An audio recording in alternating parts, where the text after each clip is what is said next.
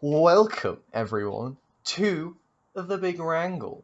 I am here, and my name's Ethan, and other people can introduce themselves if they want. I didn't forget to show up this time, so I'm here again. Whoa, who's that on the video? It's Kai. It is. Hi everyone, my name's Kai. Ethan's at university now, which is really exciting and cool. Yeah, I can scream because there's like no one on my floor. And I can talk loudly as well, so because everyone just sort of does that, and there's always noise, so I can just go ah, and like it's perfectly fine. We can podcast all night. Hell Yeah, I Just student probably won't scream though randomly again more than twice, but we'll see. We'll see what happens. We'll see what happens. We are being joined. Oh no, sorry. In the call, we've got 6 people, and those people are Sam, Ali, Tommy, Ethan, and Anna, and that's everyone. Hi! Sorry to kill the mood, everyone, but we're talking about racism now. Yay! Racism, my favorite I topic. love racism. Uh-oh. What? Okay. It's well, fine. We'll cut it. I guess it's good to have different opinions, except for racism isn't an opinion, Tommy. You're just wrong and horrible. Tommy's opinion is whoa, wrong all the silencing my time. opinions on you guys. Yeah, I am. Free speech, bad. Anyway, the little strand of racism that we're talking about today is called white saviour complex. Oh, whoa. I know what you're thinking. What's that, Kai? Well, I've written a definition down. This definition was by the people who run the Instagram account called No White Saviours, and you should definitely give them a follow. And their name is at whatever I just said. So anyway, white saviorism is a symptom of racism and white supremacy that blesses people with privilege the role of a saviour. So basically, white people have it in their minds that they're saving people by volunteering or paying money or things, even though colonialism and white people in slavery is the cause of their bad situation. So it's a bit shitty, really. Anyway. Like there's people that go on like religious trips and they're like, oh, I'm helping poor starving people in Yemen to build a church to spread the word of God. It's kind of the same tangent. Yes. Yeah, there's like a load of different ways that people do it, but it's quite common, and the more that you look at like people helping out, the more you realise that they're probably doing it as well. Just for people who are interested, the group that I mentioned, the No White Saviours thing, they advocate for people helping out in meaningful ways, but it's specifically the fact that people are being all like braggy and heroic about it that they don't like, which is, I think, it makes sense. So the first way that like the most obvious way that white saviorism like it rears itself in the public eye is through people taking photos, and we did a poll about this. So there was a photo of I don't know who it is, but it's some sort of celebrity, and they're posing with 2 black people, and I said, is it wrong to post pictures like this? 9 people said yes, and 4 people said no, which is interesting. This is interesting, right? So there's an ups and downs for it. So some people could justify it as being like it helps spread the word to people, and they can see that like, oh, my friend's done that, so that means that I can do it, so maybe I'll help out, kind of thing. That's probably the sort of thing that they're thinking when they're posting it. Also, just like telling people about the cause and stuff. So do people think that justifies it, or is the fact that they're posting it like not okay? I don't think it's okay, just because you wouldn't do it if they were white children.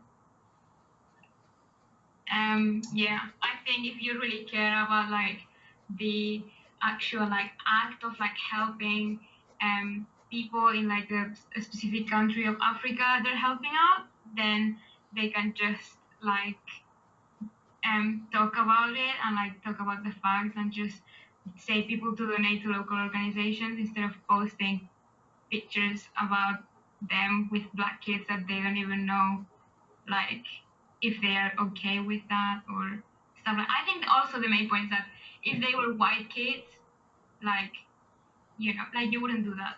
So Yeah. why making? Yeah. Anyway, that's all.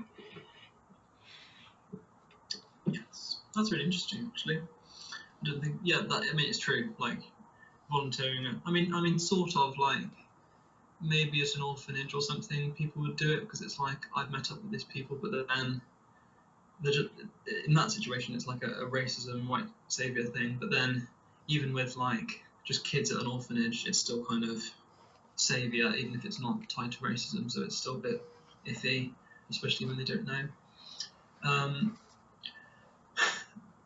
There was one person at least who said that it isn't wrong. I don't know if they want to speak out about explanations as to why, but some more examples of Can I say a little bit? do it, go crazy. Yeah. I mean, I just want to point out that it's kind of contextual. So I don't think you can blanket ban these kind of photos. I mean, it's going to go hand in hand with cancel culture, really. Like, oh, we've got a picture of this person doing this, so they've also done it wrong and cancel them. I feel like before you make any judgment, you should really look at the background of the photo. Sometimes it is perfectly innocent. Like my secondary school worked with this company who encouraged kids to go out on like a kind of adventure thing. They paid a bit of money to Africa or Indonesia or whatever. And I couldn't afford to do it. A few people my age did it, and they went and they met. They lived in Africa for a bit in Tanzania, I want to say. They talked to a local tribe about conservation and such. And they did take photos because it's kind of like a holiday. So that's kind of innocent, taking photos of local African children and things like that. But if it's just for the sake of personal gain, then I can understand how it's wrong. But I feel like before you make any judgments about taking a photo whenever, anytime in this fashion is wrong, that's just a bit ignorant, really, I think. So that's what I want to raise. Yes, I think that makes sense. And I think what you've just said is, because context does matter, obviously. An interesting thing about context, though, because if you think about it, and you've probably all experienced this, which is quite useful, organisations like, for example, WaterAid, I know that they definitely do it. Their ads will be of like harrowing videos of skinny children, like scooping up river water that looks really horrible and stuff, or like videos and things like that. And it's the same kind of thing, but obviously with a different justification. That like it's supposed to make you upset about how bad the situation is, and then because of that you donate, kind of thing. So because there's still an issue of there's still an issue of consent, because like it's impossible to explain to someone who hasn't even heard of the internet the complexities of it, and how if you post it, it doesn't really go away because it's still everywhere, kind of thing. So you can't really get informed consent about it, which is a thing that a lot of people say about. So it's not really an argument. So is posting pictures of people like that, if the justification is to get people to donate, does that make it okay? Does that change anything about the situation? Are we talking about like the ads you see on TV, and it's like, what would you do if you saw a child right in front of you? That sort of thing.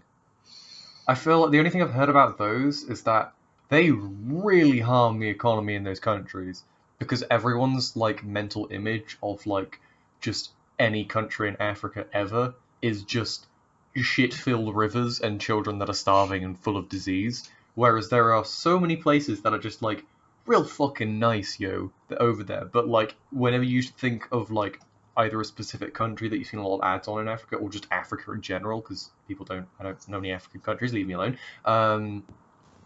Like your immediate thought is just poor starving nation, and you don't really want to go to a poor starving nation because it just sounds like shit. But there are loads of really great places to go there, and that's the only thing I've heard, is that it really harms like the economy in terms of tourism and things like that. It impacts people's view of it, as well as the fact that there's issues with like TV ads of charities as well, with them potentially being a waste of money. But that seems to be going on to a different thing.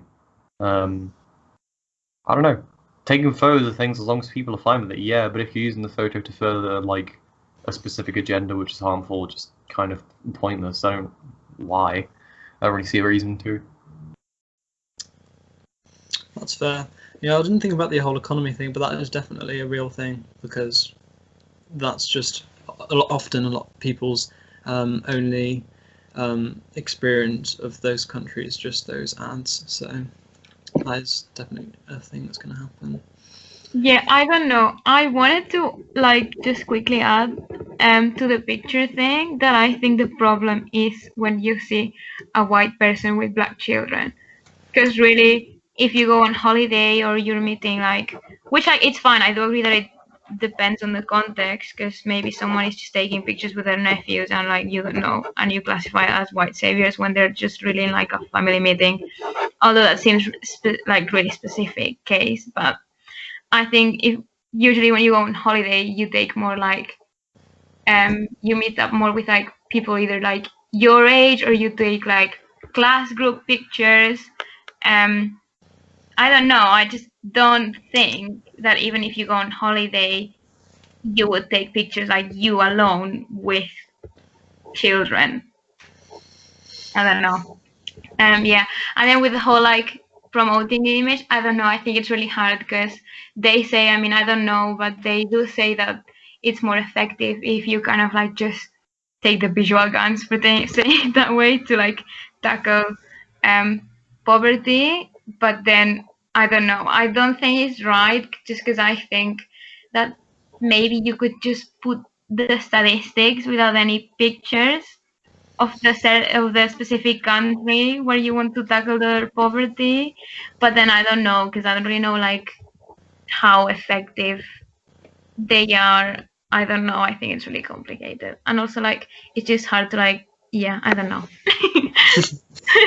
Yes. I think it's really complicated. It is very complicated. You're very right. I felt like I was on an advertising board, asking you, but no, we're just chilling and chatting, so it doesn't matter if we don't know what the answers to the questions are. The other thing about because there's two forms that white saviorism appears in. It's either a single white person traveling abroad and going on a holiday and then volunteering somewhere, or it happens through big organizations and funded stuff like that, like we were talking about with Water Aid. So the first question, which we did do a vote on, and I'll get the results for, it's there's a big issue of people just going into an orphanage to volunteer, and maybe they say that they their job is to teach them English, but then if it's just a random person, they're not really going to know how to teach and engage with children and stuff. So even though it's nice and give them company and stuff, as far as making a big difference, it's not really going to do very much, because they're just random people, so they haven't got any training or anything. And there's other things like that, there's probably some sort of scheme where you can volunteer in a hospital, and because the numbers are literally just so low, they're going to ask you to do a lot more things that you might not be able to do or be comfortable with. So what was it? Okay, never mind. Should people need qualifications, some sort of qualification, in order to volunteer and help out? Because so that they don't have negative impacts on the thing rather than positive ones. Well, yeah, you should always be qualified to do the job that you're doing, just full stop. If you're going to be a teacher, yeah, you need to know how to teach. If you're going to, build a fucking chicken coop, you got to know how to hold a hammer and shit. In general, you need to be qualified for your own and other people's safety, so I think it makes sense that you should be, especially if you're a volunteer. Yes, very true. One thing, I don't know if it was actually suggested, but one of the issues that people have with it, as far as specifically not just actual practical being able to help stuff, as far as actually the white savior bit, would a history, learning the history of the place, be useful as far as not making them feel like they're being heroes? Because if they knew what happened with colonialism and stuff, then they probably would feel differently. So one of the issues that someone raised about organisations was the fact that like it's just a company in England run by 6 white men, and they're trying to help out somewhere where they probably will have been and helped out at, but they're not going to know the issues as much as the people living there would. And there's a balancing act of like giving people who have qualifications and responsibility decision-making power, but then equally people who are in the actual situations, they're going to know what they need and stuff, but then they won't necessarily know how to take full advantage of the resources that they have. There was a quote that said, you never truly know the problems of a household unless you're actually a member of that household. And I think that's very true. And I don't know if there's a qualification that you could have that would help you with that. But there's just so many things where it's like, there's an ad where you can donate £5, and then because organisations don't know how to like properly use the money, they'll just give it to somewhere in Africa where there's a company that will take like 50% of it just for their income and then use a little bit, and it's all really corrupt and stuff. So how do we prevent that kind of corruption happening while still making it easy for people to help out, kind of thing? That's another issue. Economy. It's difficult when it comes to like having multiple like middlemen in like charities. Like, I don't know. Like, obviously you need like charities do have paid employees, because they need those for like large scale operations to actually work.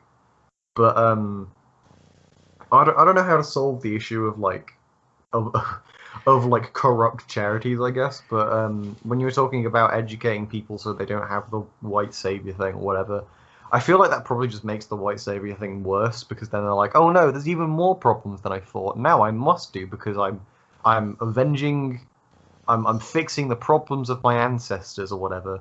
So then there's like that. If people are in that sort of mindset, they'll probably just fall deeper into it. But in terms of like, I don't know. Like, I don't know how good and bad charities operate. Obviously, if a charity can do it directly, that minimizes any unnecessary spending. But then again, sometimes that spending isn't unnecessary because any money going into local economies is good. So, I don't know. It's hard. It is. Excuse me. No, I just think there's like many ways to help out that don't involve a white person that doesn't know anything going to a place where they have never been to teach people that they don't know what they have learned and what they don't. Helping to an industry that doesn't actually help the country. Whoa. It's what makes me angry is that I really think that the people that go to volunteer have really good intentions, and I do believe it, and I think it's a really good thing. But then it's just kind of like, do a bit of research in what you are getting yourself into and who are you giving your money into. I think there's definitely a problem with corrupt charities, but I think it's the most important thing is just help the locals, like give the money to a local charity. Like when you're, I don't know, but at least when me or my family donate money to certain charities, we kind of like research into it and we look what people have said about it, and we look at what they say they do. And I know it's not always right because they can always trick you, but it's just kind of like inform yourself of it, especially when there's such money in the process, because these people pay like £2,000 or £3,000 to go to Africa to volunteer. I don't know, it's just kind of like they could raise, like if you give the money to the locals, they could maybe raise the payment or try and like make the education system better or pay better the teachers, so then the teachers will be able to teach the children, like the local teachers, and you don't need anyone bringing outside. And I know this would be like a perfect world, and of course I think that maybe people there don't really have the resources, or governments are a bit corrupt. I don't know. Like, I know this sounds like like, oh, here's me fixing the problem, you know. And it's really easy to say, but then it's really hard to do. But like there was this case of like in this orphanage where they sent these girls, and these girls were building a library for the orphanage, but then these girls had no idea of how to build how to build libraries, so they were build it in the days, and then at night, like local builders would go and rebuild what those girls had been building because it was all really bad. Like I don't know, like why don't you just give the money to the local builders in the first place? It seems like a better alternative. Yeah, I don't know. I think there's a lot of just people really not knowing about this, because like I had no idea about this until I watched a video about it. Like I had genuinely no idea, and I always thought that it was a good thing, to to go in these volunteerings, and I was always like, oh, that's really really cool, and I had no idea of what it actually is. But if you're actually going to spend such much money on it, do what you would do if you would spend the same amount of money in shoes or in any other thing, because you would research if the thing is good quality, you would search if that's what you really really want, you would search the impacts of it. I don't know, I just think, yeah, that's my rant. Rants are cool. That was all really interesting. Yeah. It's really interesting what you were saying about people's intentions and things, because there's going to be extremely very very very very small minority of people who are doing it purely for the like Instagram clout or whatever, and maybe that's probably more like celebrities and things that are doing that, but the majority of people, and as far as like it matters, we have to really assume that Ali's leaving, so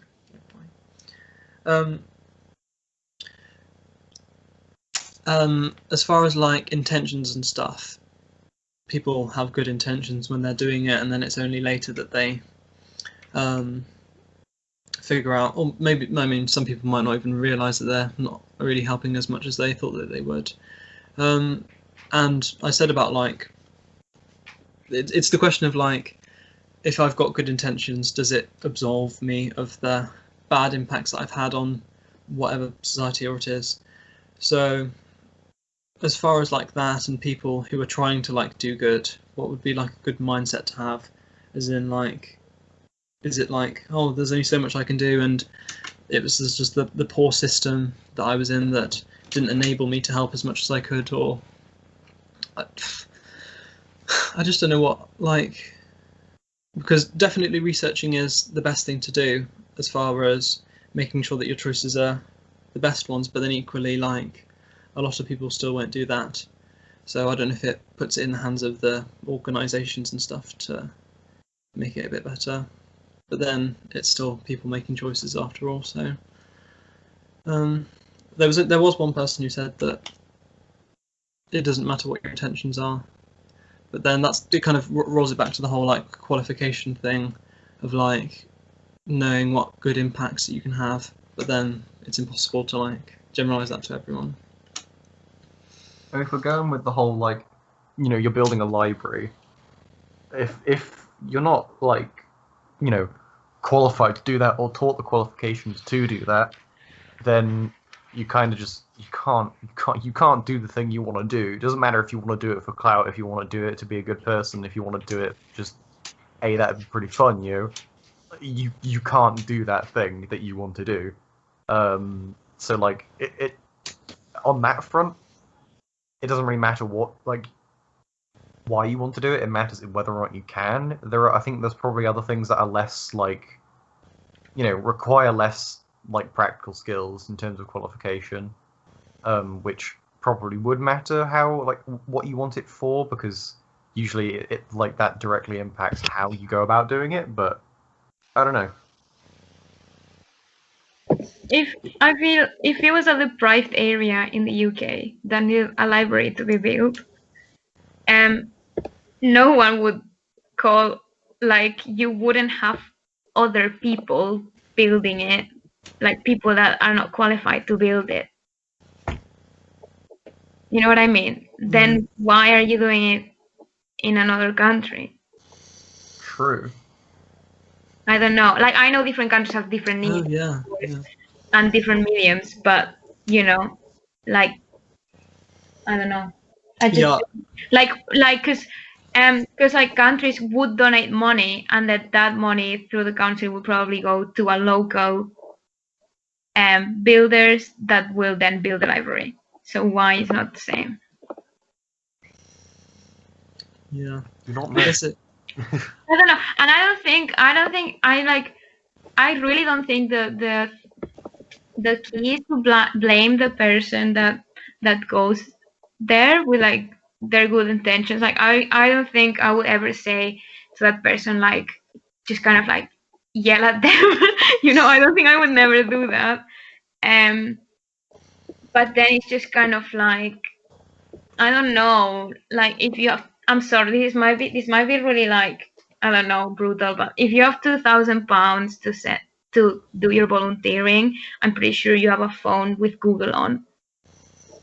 Like, sorry, I don't know, and I don't blame them, you know, because it's the whole system of like orphanages that just profits for this, and they promote this in the way that you think it's a really good idea. But then I don't know. It's just kind of like research for me. But then I will never blame the person.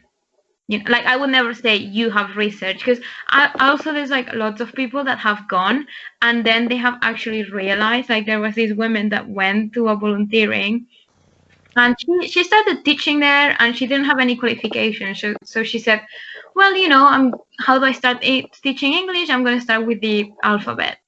And then she started teaching the alphabet to the children. And then she was thinking just like, oh my God, how do they know it so quickly if I literally taught this to them yesterday? And it was because every person that went there to teach the children started with the alphabet.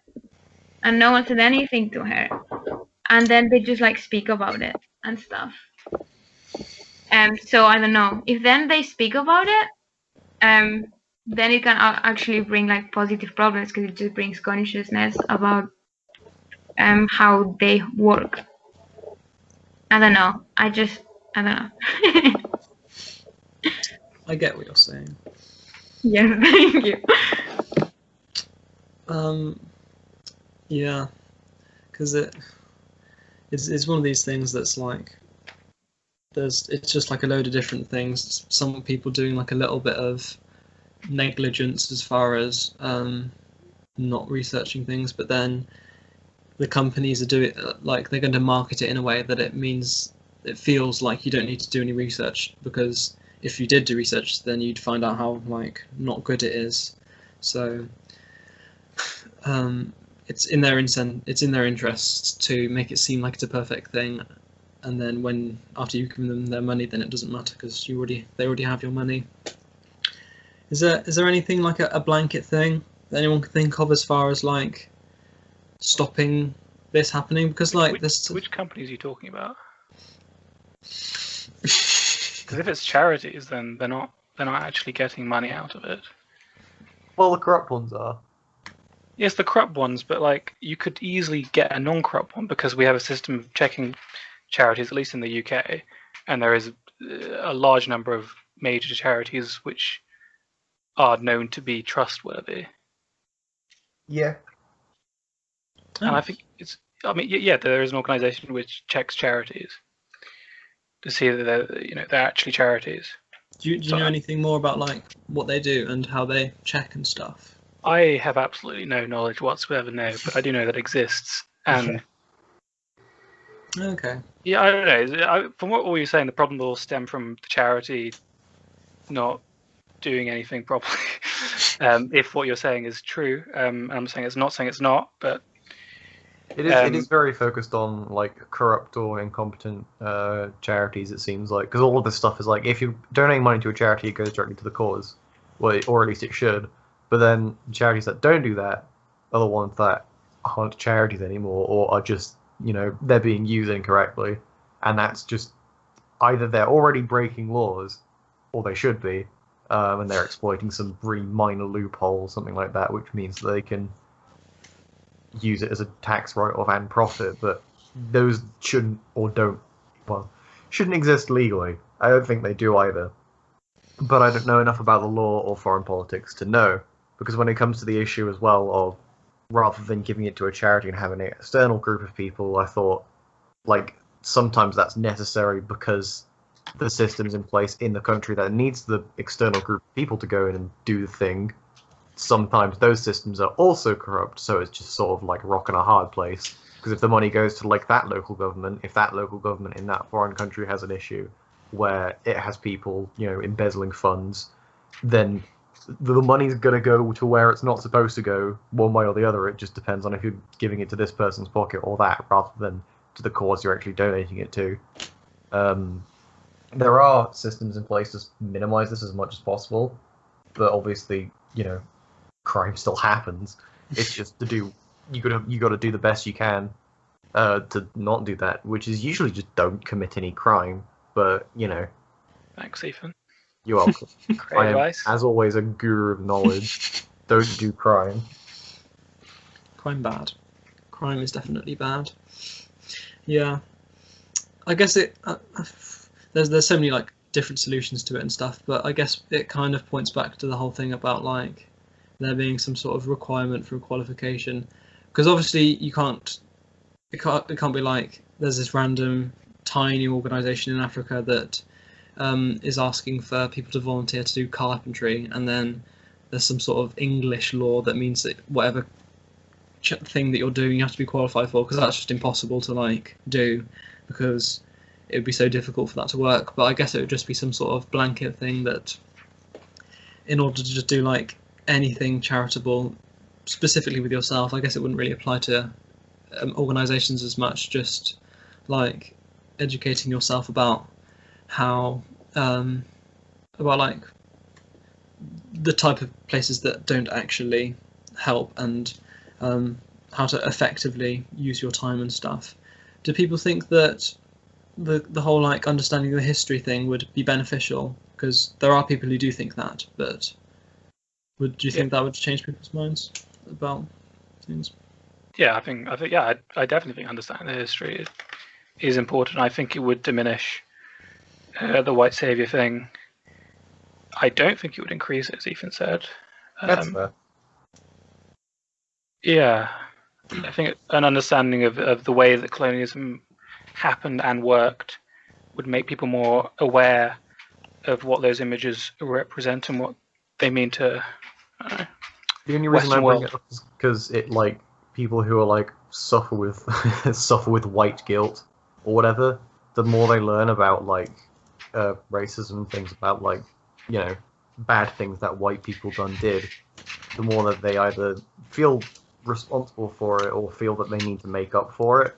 And I feel like learning about more bad things that previous white people did would make them think more, oh no, there's more bad things I need to atone for now.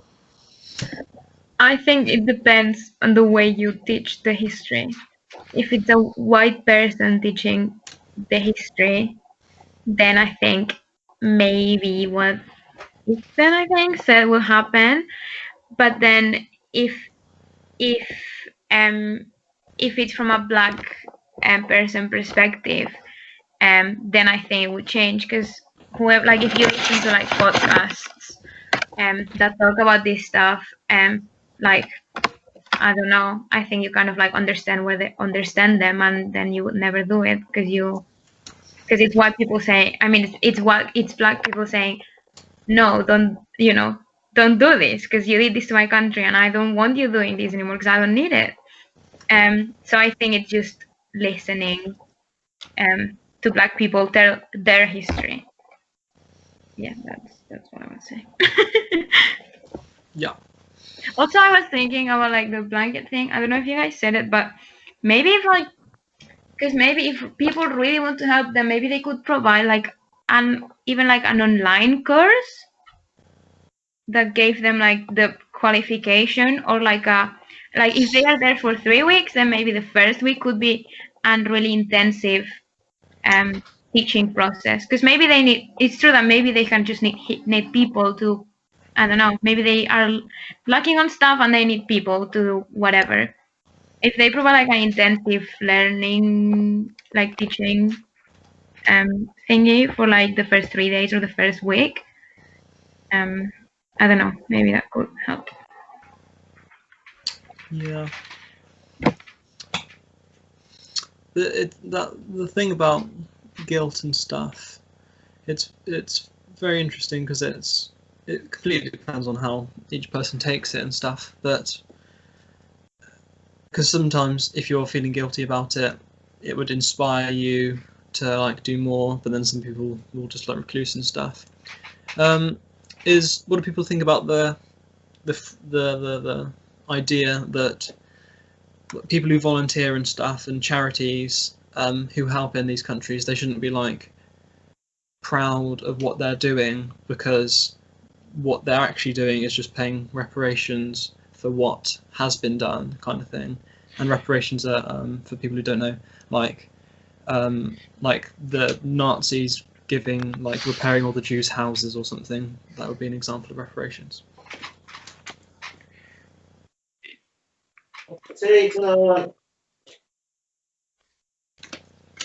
Pardon? I have no clue. I don't know. It's pretty like there's God, if you look into it, I wonder how many reparations that probably should be paid that haven't been. But I don't. Should be paid.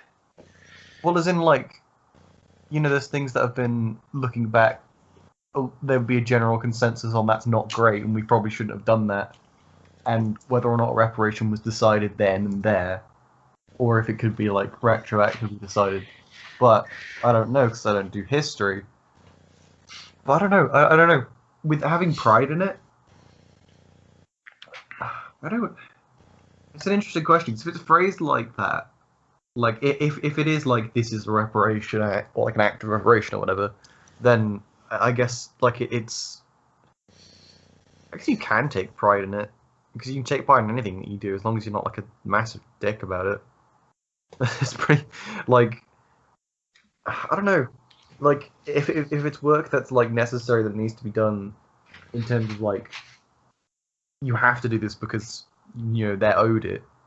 I guess you can take pride in doing it. I don't know. I don't know like how I feel with like making up for what your ancestors did. Like that's a bit stretching it. I think you know. Think that the way it is, you see the problems that are now, and then you try to provide a solution. I don't think so I was listening to this podcast, and basically they said like, well, they said two things. They said that if you need recognition, if you need like social recognition for what you're doing, then you're not doing it for like the right reason. So if you need to like for people to applaud you for going to Africa to volunteer, or for your charity having raised, you know, a certain amount of money, then that's not okay, because you should just be happy that you're helping that community. Like you don't need people clapping how well you have done. Like it's nice, but you know, just you don't need it, because not really, because why would you? It's not like the point for what you're doing things. And then I was listening to this podcast, and they said this phrase I really liked, that they said, it's not charity, it's justice. And that really like changed my mindset, because I've always like I feel just like the word charity just make it sound like, oh, you're doing something for the poor people, you know? Well, you know, if you're just providing the money for them to have better opportunities than the opportunities that you have, then that's true. Yeah, that's that's. Yeah, I really like the word justice in that, because that does seem to make more sense than feeling proud about it, because like lawyers and shit, they strive for justice and things, and they're not the ones who like jailed the people. They're just trying to defend them from being jailed. They're just basically not involved at all, and that's what our generation are, as far as comparing it to the people who colonized and stuff. So, because justice is, it's not like you're proud of it in the sense that like, oh, I've done it. I'm the one who's responsible for this good outcome, because it implies that there's like a wrongdoing to someone else, and you've just simply like not like fixed it. I don't know, but yeah, it just seems to be a lot better, that mindset of justice, as opposed to like being proud of it, because you don't really feel, it's not really a pride thing if it's being seen as just, because it's just, well, okay, that's what's right kind of thing. So it's good. I don't know if this is a factor. Would people see that like if the entire thing about, because being a saviour doesn't just apply to racism. You can be like volunteering at anywhere. There are tons of bad reasons for volunteering. So like, well, I mean, this is another one. Volunteering to have something good on your CV to make you look better. Is that like a, what do people think? Why I is don't it think there's bad? anything wrong with that. Yeah. Yeah, no, I don't think there's nothing wrong with that, because like if people need a volunteer, and you volunteer solely to further your own career, you're still volunteering. Like, you're still doing unpaid work for a good cause. Maybe I'm only saying this because I did that very thing, but you know, like, as long as like what you're doing, like you can, as long as what you're doing is good, it doesn't matter like what your reason is for it. Like, if you think like, ah, yes, I'm going to do this to further my own financial gain, but you're doing everything like correctly and you're just doing normal work, then it's fine. The moment you start acting incorrectly or doing things that are like immoral or illegal, that's when it's a problem. But you can think about it however you want. So and yeah, no, I don't think there's anything wrong with it. If anything, it's a good reason because it just encourages more people to volunteer, and the more volunteers usually, the better. Would you, well, I mean, you probably wouldn't, so I guess, why does that whole thing not apply for people who are doing it, who like posting about doing charity? I mean, does it apply? I don't know, maybe it does. Like, the whole, like, saviour, When it white comes saviour to thing. posting about, like, you know, like, oh, hashtag volunteering or whatever, like, it depends on the post, and it depends on the person posting, because it's like, you can have people who are just, you know, posting to update people on what they're doing, and it's like, hey, I'm doing this now, and that's fine. And even if it's done like multiple times, that's fine. And you'll have people who use it to boost their own ego, and you know, like more on the narcissism side of things, and that's usually not fine. It really just depends on the poster and the post itself to see if it like, you know, if it rubs them the wrong way. I don't think there's any wrong with posting it in general, but it just, again, it really just depends on whether or not you're an asshole.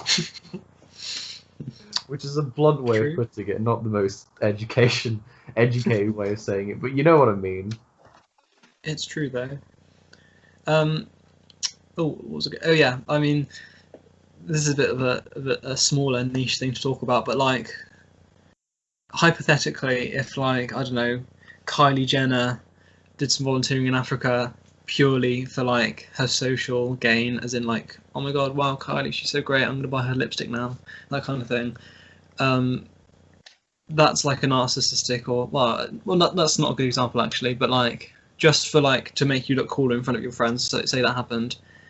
If there was a narcissist who saw that, they'd see that and think, oh, I want to look good in front of my friends as well, kind of thing, and that would motivate them to volunteer. So does that, because like hypothetically, if everyone was a narcissist, then that would mean like everyone volunteers, so kind of thing. So True. It would have, obviously, yeah, no, in that scenario, that would be a good impact of a bad thing. Usually what ends up happening, though, well, from a few stories I've heard, when it's a narcissist doing it, it's usually just a performative act, and they don't actually do it properly. They'll just, like, you know, pose for the camera and then do the bare minimum so they can keep posing for the camera. But if they don't do that and they do it properly, then that's very good. And yes, that is a good aspect of people who are being, narcissistic or whatever about it. Then yeah, then it does have that good impact. Still doesn't mean I like the fucking image. It would have the good impact whether they did it for real or not. If you're going by what Kai said. Yeah. Yeah. Well, I mean, then Yeah, I say yeah, no. I still think it's like, it depends on the person doing it and how they're doing it. If you're doing the job incorrectly, then it's not a good thing because that you're neglecting volunteer work is not great. But it would have a good impact. Okay. Maybe it's through where you're doing it. I think maybe if you research, like if you're giving your money to a local charity that like handles everything well, then maybe you can post it on your social media and just don't care if you're doing it only for doing that, because that money would be in good hands eventually. I don't know. I think it's complicated, like, because I don't know. It's just a bit shady. Because it's like any type of help is help, but then it's like, do you actually want that type of help? I don't know. I guess that maybe it's something that organizations or whatever people want to donate or volunteer should maybe check. Kind of like, Yeah. why are you doing this? They would think about you. Okay. I don't really know. Maybe I don't know. I think it's probably not up to. It's up to the place, maybe. Like how if they receive that person and that money. I know what you mean. I definitely do. Yeah. There's two sides of this this conversation.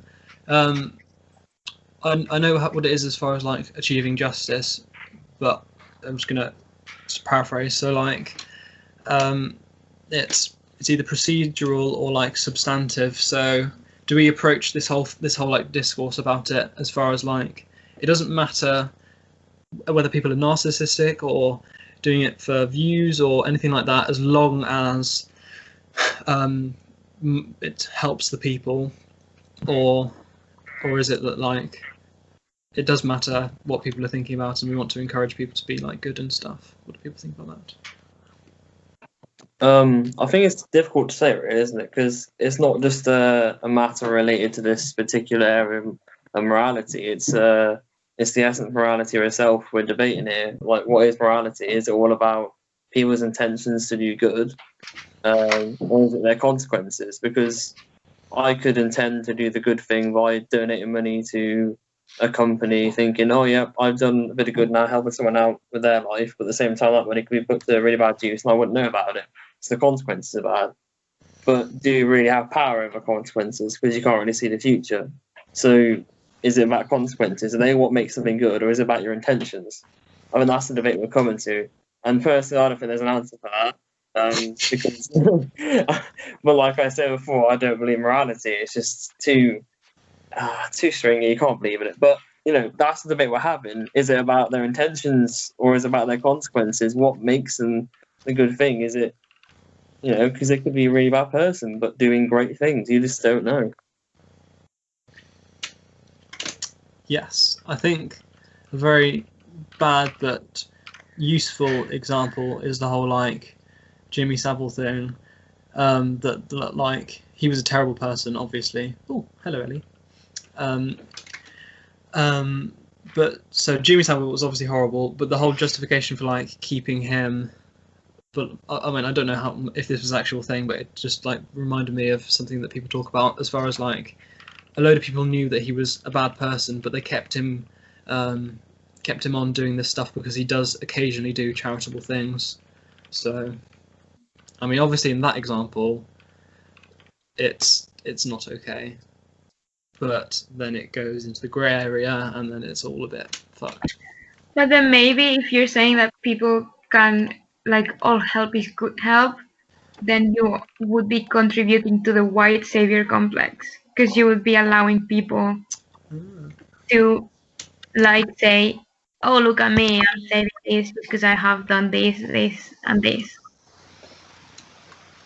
Ooh, yeah, I didn't think about that. That's true.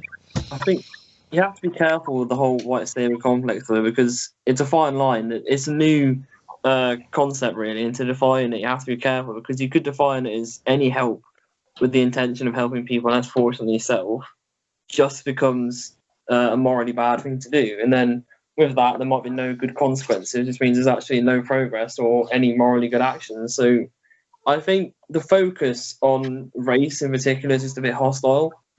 And I think in a lot of ways it kind of draws away from the central problems. So I don't think they're race defined at all.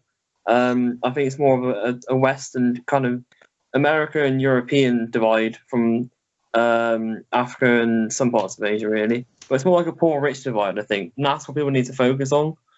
It's the lack of development and the levels of corruption. And actually, in the Western world, the lack of care.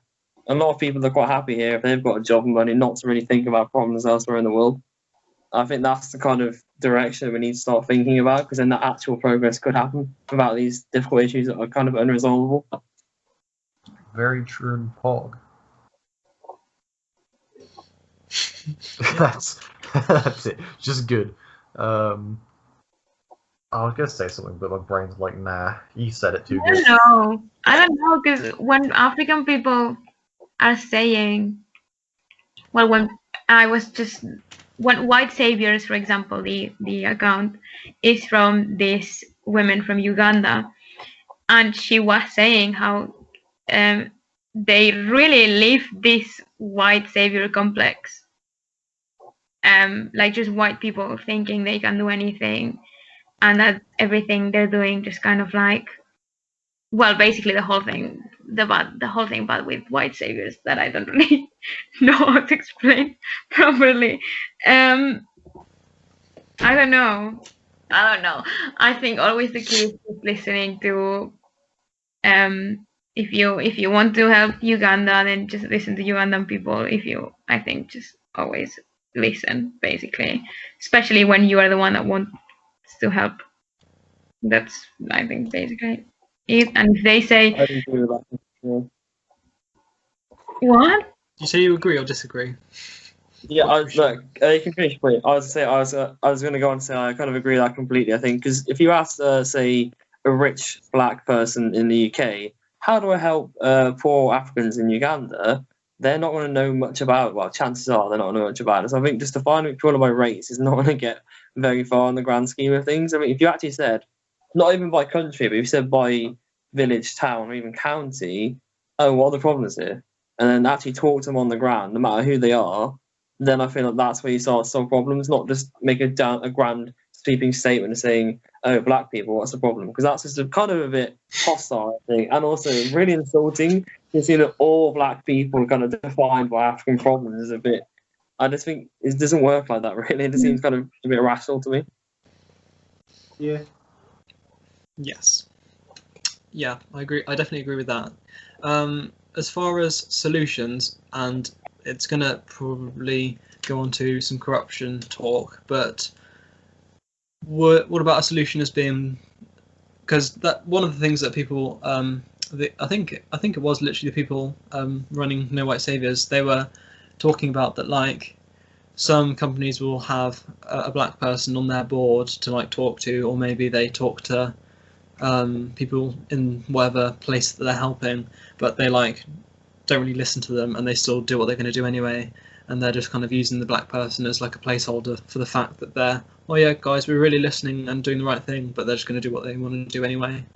So I have no idea how you'd even remotely apply it, but some sort of like requirement that the people that you're helping are somewhat involved, like having some sort of representation on whatever board you have, so like some sort of black people representation for helping in places where black people are, that kind of thing. Would that I mean, help? that's just required for you to actually help them, like, effectively.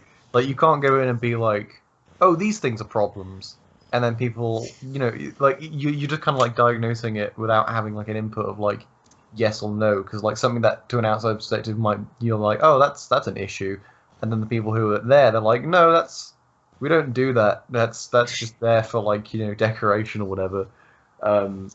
It would always, I feel you need to communicate with, like, think of it as like a doctor-patient thing. Like, yeah, you have the doctor to diagnose things, but they also work together with the patient in order to understand them more thoroughly, especially with issues that aren't just, hey, your leg is clearly broken.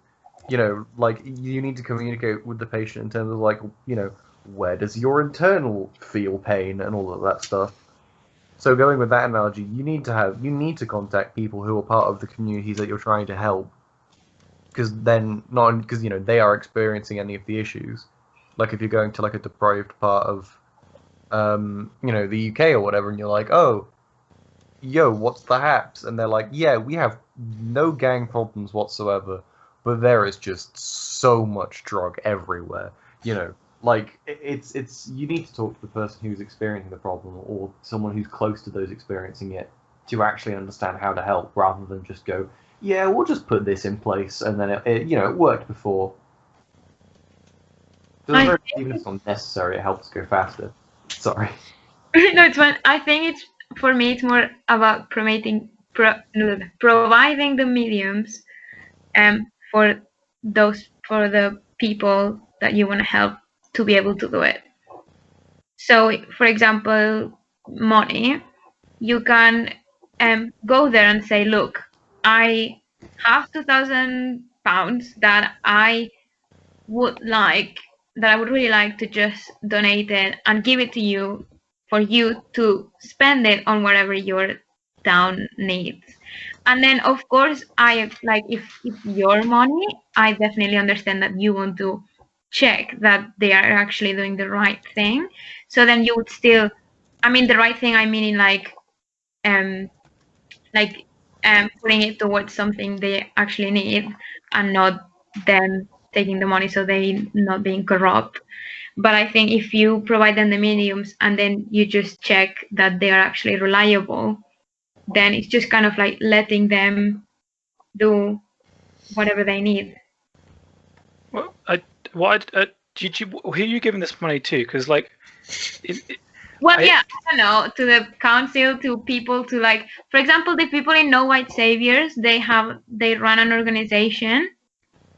So if you give it to them, I think that really the place for people that want to help is just provide the mediums for then local people be able to do what they need, even if that's just the council. I don't really know. I don't know who you would have to donate this money. Because, sorry, yeah, go on. Okay.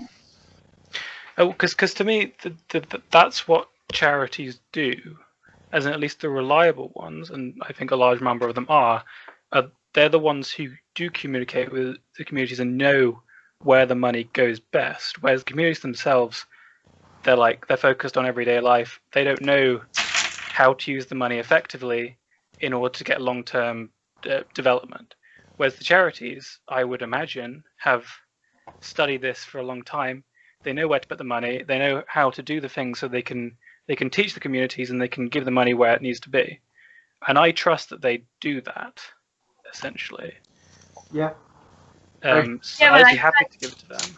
They also have to work with the council, and I know they might be corrupt, but people within the council or the whatever, the people, the people in the council, are the ones that actually know. Okay, well, actually, if we destine this money to building some better roads, then we will increase tourism, and then we'll provide better transport for rural areas, blah blah blah blah blah. You know what I mean? I feel like charities are also really specific. Charities are really focused on, I don't know, education, healthcare, providing medicine, providing food, which is a good thing, and the good ones do it really well. But I just feel like there's also just a lack of just working with their governments and just not teaching them, but just saying hey, here's my money, what would you do? And then, I'll listen to you, and then I'll give you my ideas, and then you can decide what to do with it. As well as the keeping the work in the charities. I don't think one thing excludes the other. Yeah.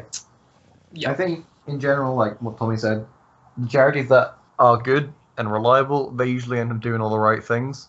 There's a lot of stuff in place already, like legislations and laws and guidelines and things to stop charities from doing the bad things. So, you know, people need to be trained, so they usually are. They only hire qualified people. Volunteers usually get rigorous safety training. They don't always educate about the local history. So that's like one way it could be improved, but it's usually not necessary if they're just going there to do a job. Like, you know, you need people on the ground, you need a pair of hands to do things. In the case of, like, you know, emergency food relief in disaster areas or whatever, but obviously that's completely different to, you know, developmental projects in less developed, or whatever the correct terminology is, villages, towns, nations.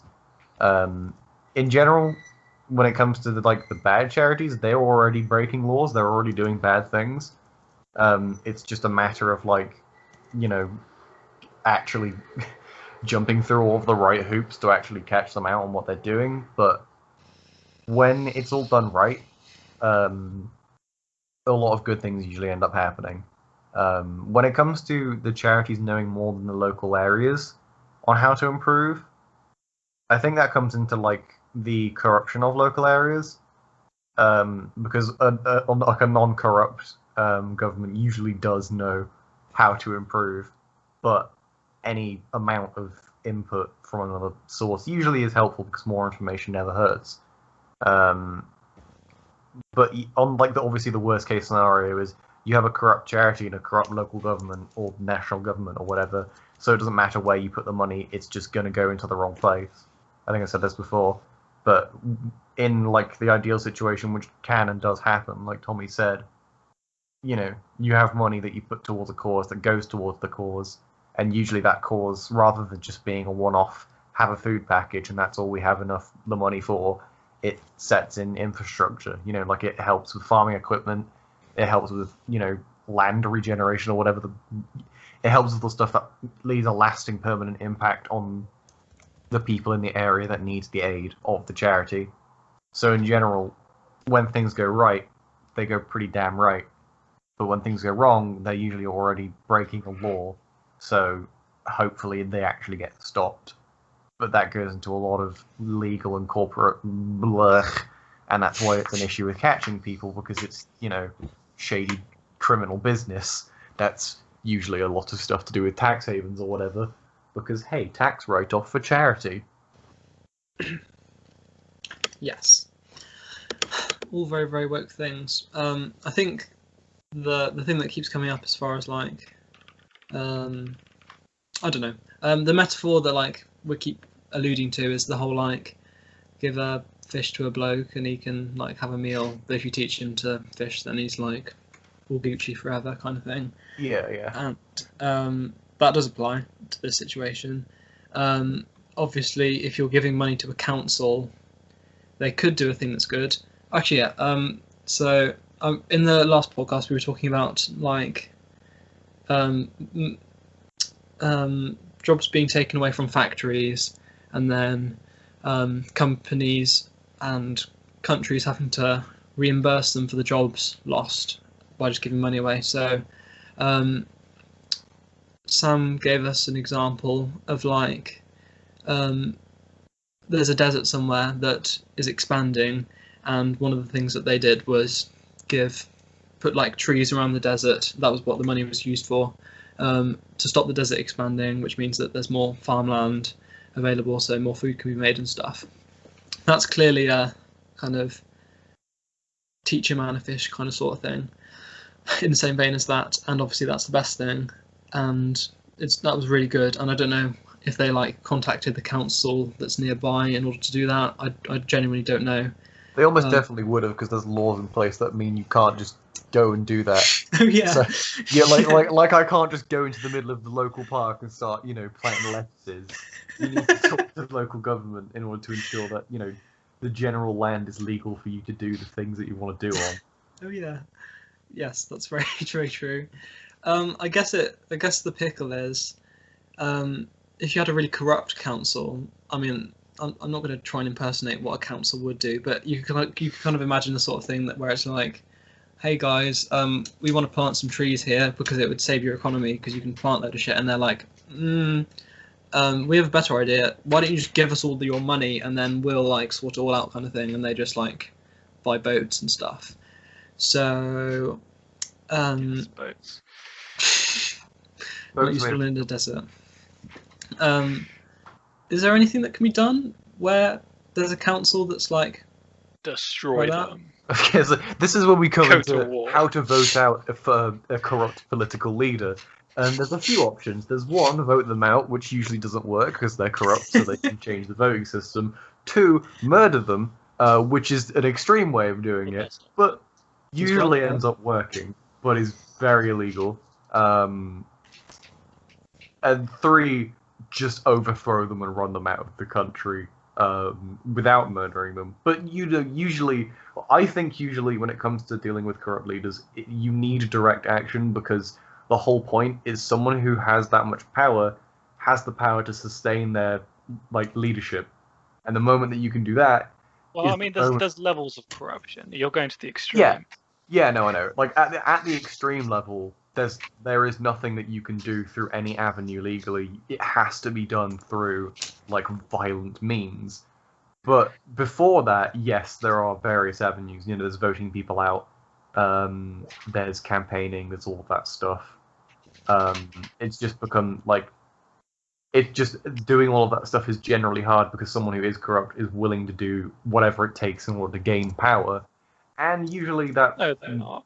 Okay, You'll categorize them as like dictators, whereas in reality, most of them just want money and use the corruption to get laws to get money. But the majority of them don't want absolute control of their country. They just get a bit of money on the side. That's fair. Okay, well, in the terms of dictators, then yeah, what I said. When it comes to people who are corrupt in the form of money on the side, that's also quite difficult because they're still going to try and cover it up.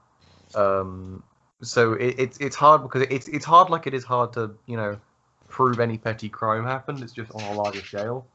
I mean, there's cases of this happening all the time, of petty crime and also this happening anyways, and you just have to look at the outcome of those to see why it is difficult because there's a lot of stuff that's required for proof, and oftentimes even when it does happen, people are disappointed with the sentencing or whatever, thinking that it's too soft or too harsh and whatever which way. Do you mean as far as petty crime? Do you mean just someone stealing some bread out of Sainsbury's, that kind of small scale thing? Yeah. There's stuff like that which happens and it's really hard to prove who did what after a certain point. And comparing that to embezzling government funds, I guess that's the sort of I see. they want it to.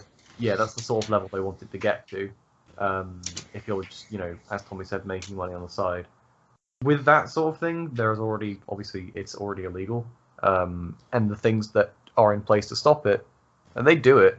It's not 100%, but the whole point is that people do it, and they try their hardest to make it so they don't lose that extra stream of income and they don't go to jail. So it's that comes into policing and investigation, and that requires a degree, man. I don't know. All I know is crime is bad usually, and this sort of stuff is hard to catch out. But at a certain point, when it goes into the extremes of someone wanting a little bit of money on the side, and then people start working together because they all want money on the side, then it goes into the whole, oh, I've reported it to the police, but they're being paid off because they want money on the side as well. And that's when it becomes a more dangerous corrupt network, and it goes into the more extreme side of things. But when it's just one person, it's usually a whole lot easier to catch, I hope. Yes. It reminded me of that Rick and Morty thing where they set the money to 0. Oh, and yeah. Then it was I have a solution, and then they all die. Yeah, because no one was paying them, so there's no incentive to do anything. And then the people who gave the orders to pay people they're not getting paid, so why should they do anything? It's just like that. So the inverse applies, obviously. An interesting, like a similar thing that might enlighten us as far as maybe some principles that we can think about for this kind of thing. As far as giving money to homeless people, what do people think about that? As opposed to like, oh no, I'll buy you a sandwich instead, kind of thing. If you want to buy them a sandwich, ask them what they want. That's it. Like, if you want to buy them food, say, yo, I'm going to Greg's, do you want anything? That's all you got to do. If you want to give them money, give them money. I don't think every single homeless person is a raging drunk and drug addict. They are 100% of them. If they are, then if that's what they need to get through the day, whilst it's not good, like, it's, you know, I've given them money. It's their choice to spend it how they want to. I don't think they should spend it like that, but I've given them that money, so that's, you know, they are still, like, as much of in charge of that decision as they are anything else in their life, which is, okay, that's a bad word when it comes to drugs and alcohol, it's not in charge. It's a bit. Yeah, it comes into more of a complex thing when it comes to like addiction and things like that. But I don't think there's anything wrong with giving them money.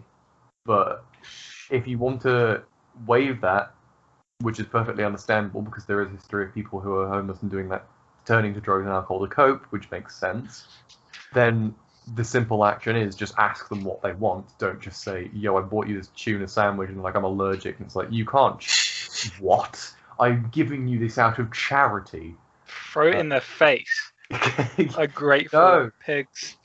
Yeah, no, but that is a simple solution. If you don't want to give them money, but you still want to help them, just ask them what they want, like in terms of food or anything, and then get them that. And if you want to give them money, I also think that's fine because... So would you give them money knowing that they would buy alcohol and drugs with it? I don't think there's any situation where I would know they're going to. You know, but do you think if they are buying those sort of things, is that actually helping them? In a way, yes, but not in the long run. It's giving them an immediate escape, which is usually the reason why you would turn to drugs or alcohol. You need, you know, your life is shit. I get to see pretty colours for a little bit, or whatever the drug does.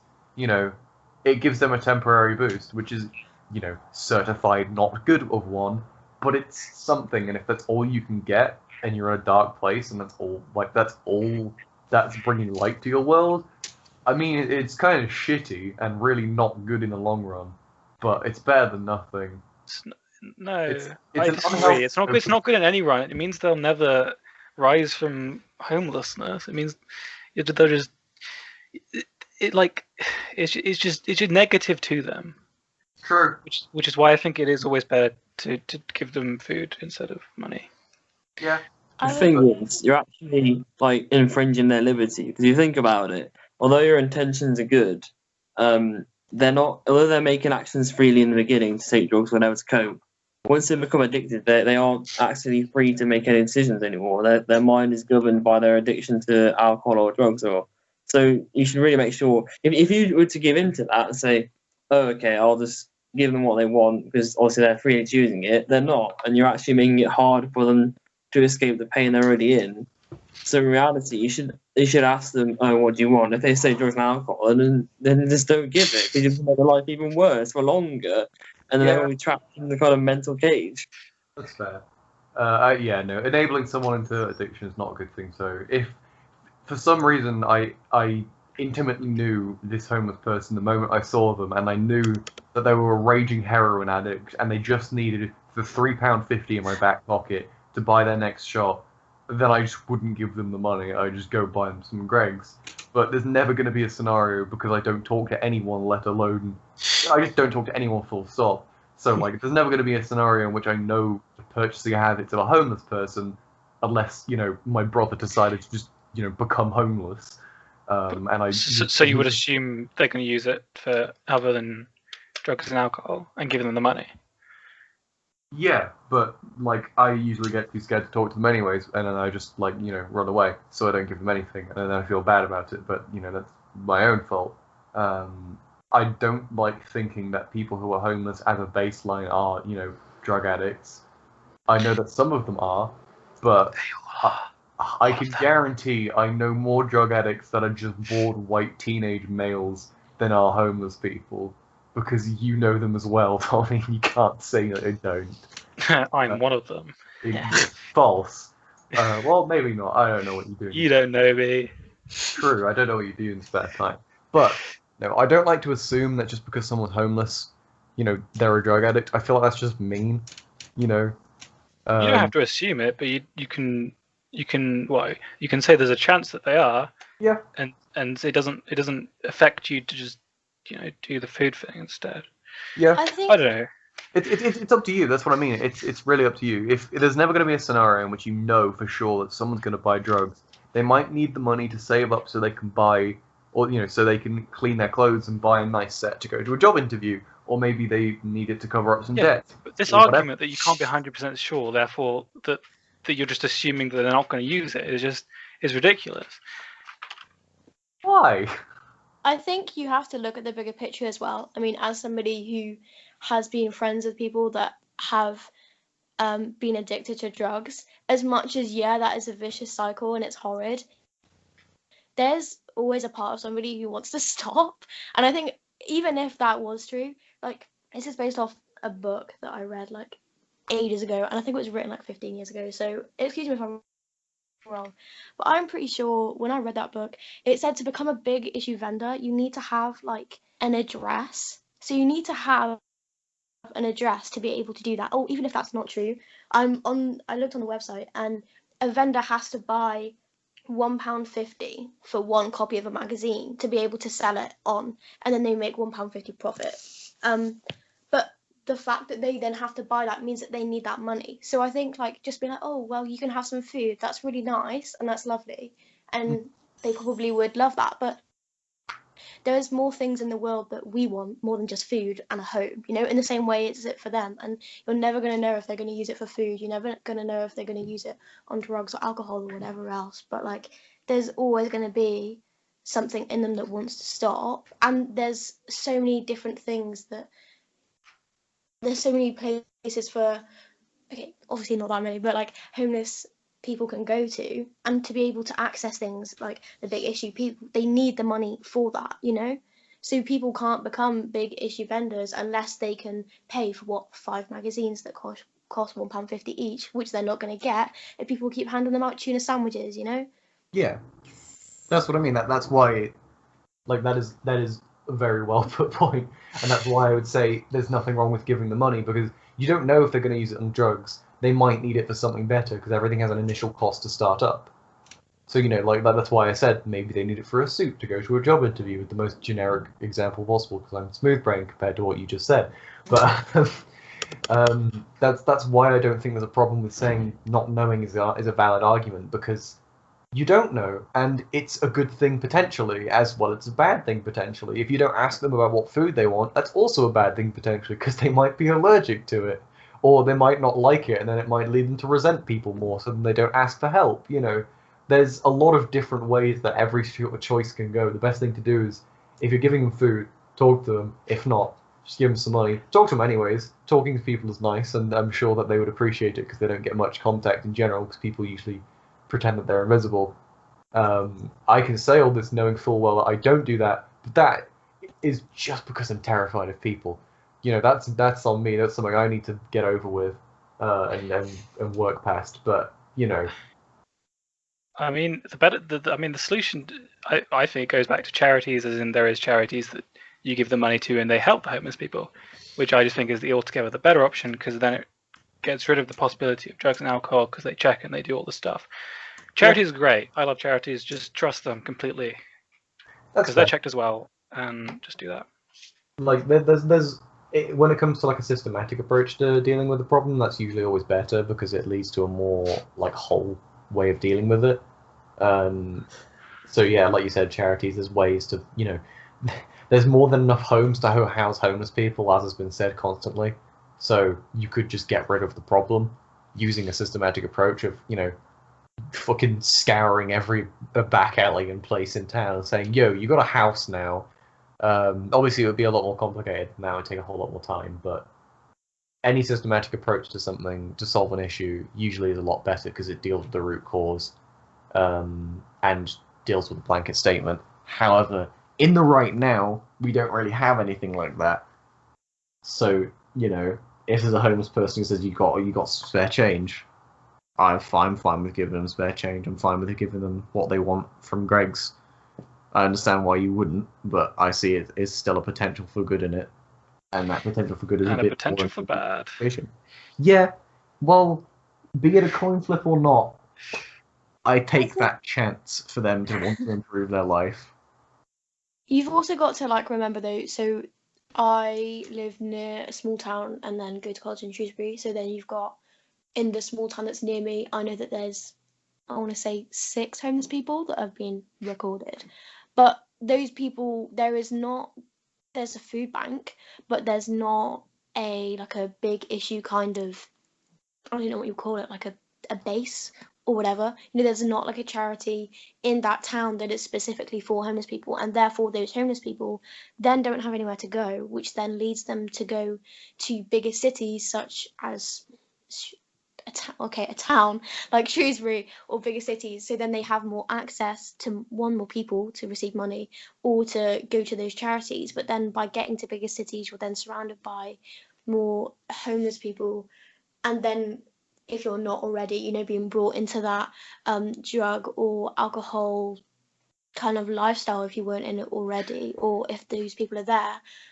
So I would, as much as charities are helpful, like you need to make sure that charities are set up like everywhere, because the like it's not, I'm not like, oh, they're like fleas, but like, you know, there are more homeless people than we think out there, and there are more people like than are recorded, and so you're, by them having to move because there's not enough help around, then means that then they may be or may not be more at risk. And so by giving personally, as well as part of a big charity or as part of like a systematic thing, is just as important. Yeah. Plus the whole thing of giving them money as well, that enables them to actually move around the country, which enables them to move towards new job opportunities. If you're stuck in a small town and you've applied everywhere, you've taken advantage of a local library, print off your CV, given it into all the places applied online, and all that's rejected you, you need to move on to the next place, because you know, if you want to work and there's no jobs taking you there, you have to go to a different job market, and giving them money enables them to do that, on top of everything else that you just said. Yes. This is all really, really interesting. I didn't think it'd be as interesting as it turned out to be. The original purpose of talking about all of this homelessness stuff was that it compares very nicely to charities and stuff. Just before I continue, can you still hear me? Yes. Cool. My webcam's died. Anyway. Yeah, you're frozen on my screen. Nice. It's so cool. It's so interesting. It's not cool. When you were saying about like I don't, the whole like they might use it to set up their own business or like use the big issue thing, or they might use it for drugs. It's kind of it's not your responsibility thing. The thing that I said about as far as, let's get the quote up. It was do good intentions absolve you of your responsibility, of your impact. And when you put it in the context of charities and stuff, you think, oh, it's not just enough to have good intentions, because you should research what the charity does and stuff, and then if it turns out that they are doing good stuff and they're not fake and stuff, then you know. But then you can't really always know, in the same way that you can't really always know whether a homeless person is going to use money in a certain way. So I don't know if we've truly answered the question about whether we think it's absolves you of your responsibility. Or actually no. Did you think that yeah, because it's not, is it a bad thing, I suppose? Do you, because as far as focusing on specifically whether or not it's your responsibility, what would you say for that with the homeless person example? I feel like it's your responsibility. If you're talking about responsibilities, your responsibility in that situation, or whatever situation you're in, to make the best choice possible. If you're trying to commit a good deed, then you're, I guess, you're making yourself responsible to do the best thing that you can with the information you have at hand. I think but there was like a thing, there's like a probability question. Say you're offered like you have an 80% chance of winning 100 quid or a 20% chance of winning 1,000, and you go with the 80%, and then it like lands on the 20%, and you're like, oh, I should have chosen the 20%. You made the right choice, even though you were wrong, because statistically you're more likely to be correct with that one. It's just in this instance it was incorrect. So, well, you didn't make the right choice. well, yeah, I mean, but they're both the right with choice. the information that you had, Yes. you made the right choice in order to be the most likely to get money. You know, someone I else mean, put it a lot. if that's your objective, yes. Yeah, so like someone else put it a lot more succinctly, a lot better than me. But that's the whole thing. With the information you have at hand, you're going to do what you can to make a good decision, or in this instance, to do a good deed. And if you do what you believe is the best in that instance to be a good deed, and then leads out to having a bad impact, in that instance, you were doing what you thought was best. And with the information that you had at hand, say you considered everything that was there, you've made the right choice. But you're inferring that you have information in the homeless case. Yeah, whereas I would say that you don't. usually. Yeah, Exactly. which is what I mean. So like, There is no information at hand. if there's no information at hand, you just have to do what you believe is the best decision, and then that is the best choice that you could have possibly made. If you had more information, then if that changes it, then it would no longer be the best decision. But because you don't have any, then you're still going to be making the best decision despite the impact that it would have. Obviously, retroactively, you'd be like, yes, that was a bad choice, or like, that had a bad impact, but it was still the best choice you could have made. No, So- it was a choice you could have made. It's not the best choice. If you have enough information, there could be no best choice. If I'm getting your explanation correctly, there's no best choice. There's just two choices with no information. Only two options. I guess if it depends on the choices that you have, but if you're making the choice that you feel is the best, then I guess. Okay, so you're go with emotional response rather than information now. Yeah, because there's no information. I can't go off of nothing, Tommy. Yeah. But like, it's like you can't know the future. You can't know the impact that your action's going to have on, like, in this instance. You can think of the possibilities, but there are so many possibilities that you can't reasonably consider all of them. Because, like, if you're saying, like, oh, you might use drugs and alcohol, that thought is usually directly influenced by stigmas and things that are already in your brain. So, is that a good choice, or is that disproportionately affected by your own views of people in that situation economically? Yes, it has happened, but yes, does it happen as often as you think, or doesn't it? I don't know. Exactly. So but I know it does happen. Yeah, but I also know that there's probably more people in the building I'm currently in right now that actively use drugs to a dangerous degree than there is on the streets in Shrewsbury. So like. But that's a pointless comparison. I don't feel like it is, because the whole point is that you don't know anything, so you're making the choice based on what you believe is right. Yeah, And but there is another option, as in the charity, which I think is by far the better option. Well, I think if we're going with what's the best option to deal with homelessness, it would probably be not charity, but government like outreach centers and homelessness things, and because it often usually ties into drug use and things, more things to do with addiction, more funding towards the NHS and all of that stuff in an ideal world. But the situation we're specifically looking at is if you choose to give them a fiver or give them a Greg's or nothing. And in that situation, you can't know what's the right choice. It's whatever is right to you, and that's like they're both essentially the same choices. You're either giving them nothing or something. I agree with what you're saying, actually.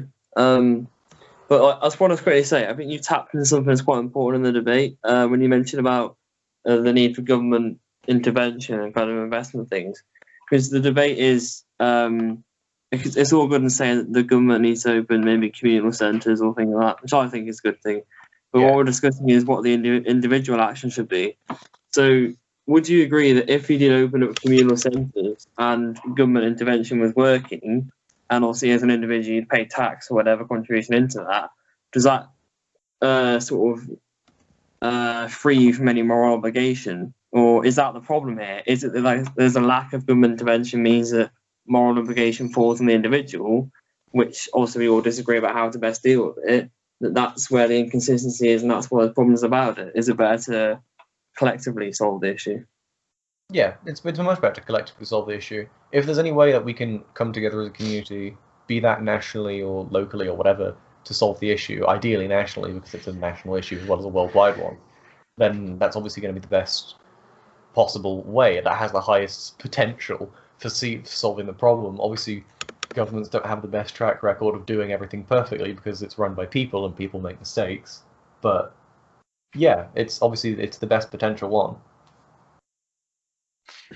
Yeah, I agree. The whole problem with charity is its reliance on human empathy, and because of the way we evolved, because we evolved in small groups, we don't get empathy unless we see it, like the actual human thing, which is why those adverts of children starving and stuff are much more effective than, I don't know, numbers. Yeah. So you can't empathize with numbers. You need to be there. Like it's a personal connection. It is emotional. It's not just the stats say. You can't metagame fucking homelessness numbers. You have to see the impact for yourself to actually feel anything.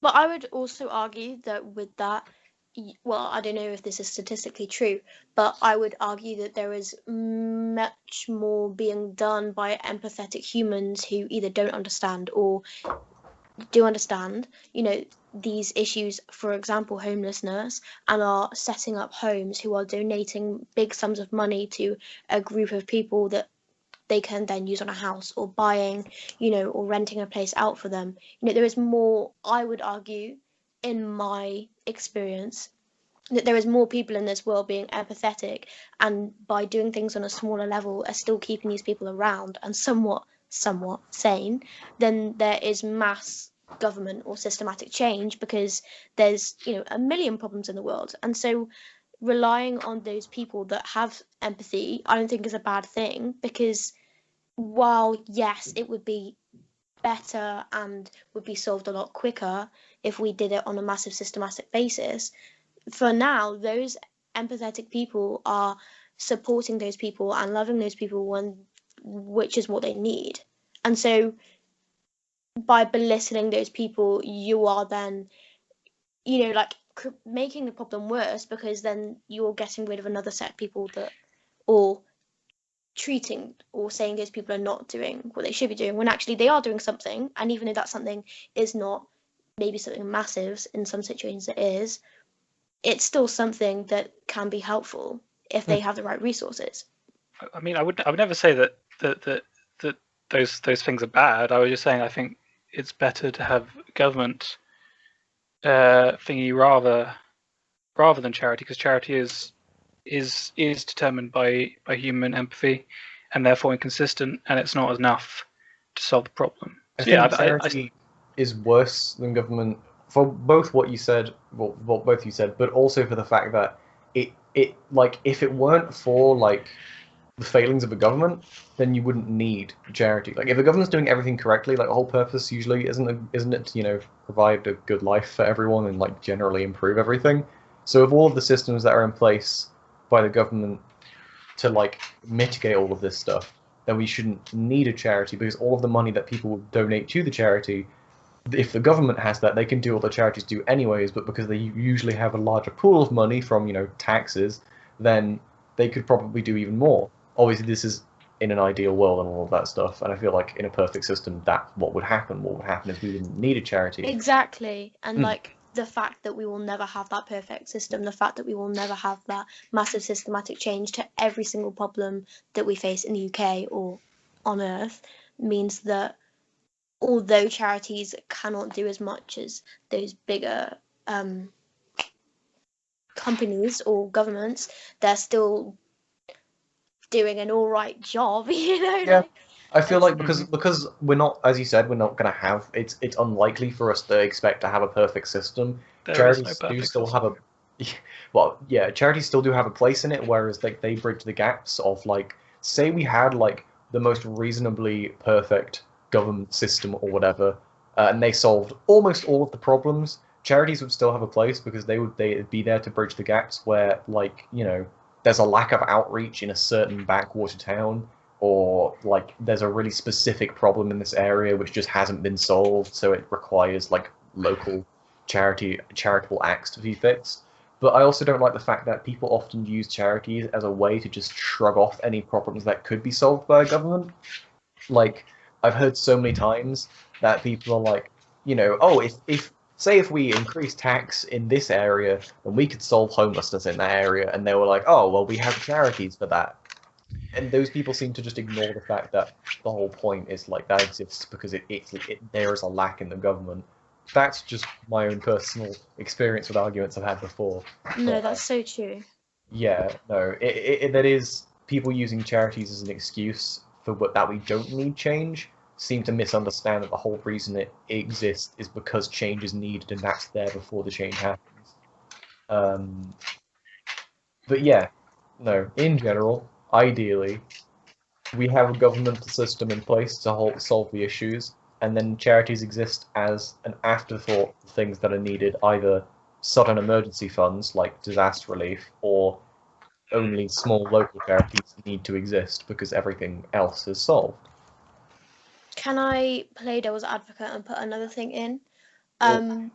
We So my parents work within a charity that I'm not going to name, and as part of that, so this is an example. In India, you have a class system, and then below the class system, you have a society and a group of people called the Dalits, who are regarded as the untouchables, and that is like a societal thing where people genuinely think that, and that obviously sucks. But it's seen and only like very recently been, the government is so called saying that that's not true and that they are looking after these people when they're not. But that's how it's been, and so this charity then is setting up schools specifically for these people, and then you get people all across the world then sponsoring these kids to go to school. And because you can't, like, the government aren't doing that, and I think there's a certain, in a more supposedly trusted society or government like the UK's, for example, supposedly, like, you can say, yeah, homelessness has a more, like, it's more likely to be solved. But in places like India, where there's a massive, like, tradition and culture is so it's like implemented into everything they do, their chances of that happening or of these Dalits being reached anytime soon are, that's really slim. And so, yes, it'd be better for a massive systematic change, but in that situation, this charity doing that, and I think they've set up more than 100 schools across India, is then providing these kids and these families a sort of education, and they can then learn other languages that can then help support them and go back. Or they also work with yoginis, which are women that then get sold off by their own families to be sex slaves because that's their family's only source of income. And that sucks, that's horrid, and we don't want to hear that. But there's nothing being put in place by the government because of the country's traditional values and culture, and and it's the same in China.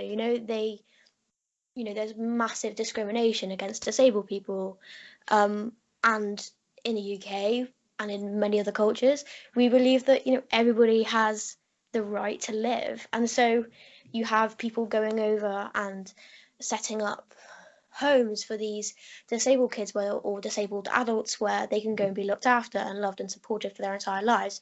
But the government and the society around them is not approving of that, and that is hard, you know. Yeah.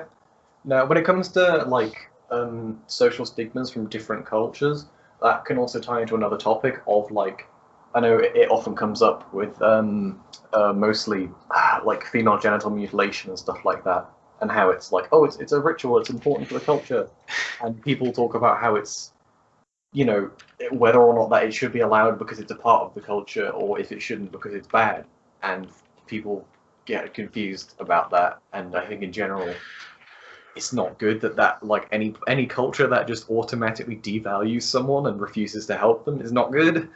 But that's what I personally think. It ties into other issues. I don't know. I feel like that this could go on for a whole lot longer. But I don't know. Like we've been going for quite a while. Do we want to end on what you said, or like what's the what's the general consensus? Do people have more things to say? Am I just rambling? I don't know. I don't know if this would wrap us up in a bow nicely, because my brain's a bit frazzled. But we're gonna see if anyone disagrees with it, then we'll talk on for a little bit longer. But if no one disagrees, then hell yeah. So after like listening to everything that everyone said, and all of it's been like insanely, like really, really interesting and really smart and stuff. As far as white saviorism and comparing it to homelessness and like responsibility and intent and all that stuff, is it a thing that like the point of it is that white people colonized Africa and stuff, and white people, those generations of people, are responsible, therefore there's the tie between the tie between that generation and our current generation is that we're white, so, and racism also still exists now, so we're still responsible for it in that sense because we're contributing to racism by being in the society and stuff. So as far as like good intentions, it's not just enough to be having good intentions in that case, because you're kind of like partly responsible in a way for the bad stuff happening. But with homelessness, the connection between responsibility is a lot more broad, because you're not like part of a culture that caused a load of people to become homeless or something like that. So there's no, because it is kind of like people who feel that just simply not doing anything is racist because you're not participating in the protests and things. In that case, it's because not doing anything is bad and you're responsible for it, so not doing anything is bad. So it's in the same kind of vein as that, and that with homelessness, you don't have that responsibility. So I don't know if that makes sense as far as why there's a difference between it not being enough to have good intentions for volunteering in Africa, but it kind of does explain it and justify it a little bit for homelessness. I want to say that for me the main point is like the difference between the two as to why responsibility falls differently is just information available. Like when it comes to an entire country, we know that we know that the history of there and our nations, and when you're thinking of it as a country standpoint, there's nothing personal. It's just it's a foreign location. When it comes to an individual, because that's it focuses on the individual, that is an individual issue, and it comes up like that one's a lot more different, and it's a lot more personal, and there is much less information there. There's less that can be done unless in the same vein. So that's why I think that the as you said, responsibility lies differently for issues that are very similar. I think it's as much our responsibility as it is the responsibility of the people in the country who are living with the after effects of what happened in the past. So I don't know. I just think the more information you have, the better, and the more you can work towards to solving an issue. I don't think we came to a consensus on the general responsibility and white savior complex, but I don't know. Maybe that's a good thing. Maybe it'll open the door for further debate later on down the line. Yes. but since we've been going for almost 2 hours, I don't know. Anyone got anything to say? Did I sum up like a fucking brainlet, or is that enough for? is that fine? Is everyone Gucci? You seem pretty desperate to all be Gucci, Ethan. Something to hide. No, I just want to know that what I said wasn't glossing over anything that you said or anyone else said. I don't Then know. you got to end it off nicely, you know. You got to start and finish strong. It's that speak now or forever hold your Yeah. Maybe or until I forever hold it until something else happens. maybe I misunderstood what you said, Kai. But in my opinion, I think okay, so in that whole slave trade, white, black, by not doing anything, I wouldn't say you were being racist, but by not doing anything, you're not being anti-racist. But I think it's important to recognize that you don't have to go and work in an African country and try and improve their lives to help that situation. There's a million different things you can do to do that. Yes, I think. Yeah. What I said was not what I meant, but you've explained it better, so thank you. Very good. Very good. Oh. Right. Nice. If no one has anything else to say, I reckon it's time we end it off there. I think you're right, Ethan. Mm-hmm. Excellent. Right. Mm-hmm. So, thank you all for coming. That was the Big Wrangle podcast. We had topics. It was very interesting. I had a great time. Hopefully everyone else did, and hopefully you all had a good time listening or watching or whatever you are doing with this thing that you've stumbled across. Yeah. Thank you all for coming. Love you all. Bye. Everyone. Oi. Bye. Thank Kai, you for I miss your coming. face. So do I, Tommy. I miss yours. Sorry. Bye, everyone. See ya.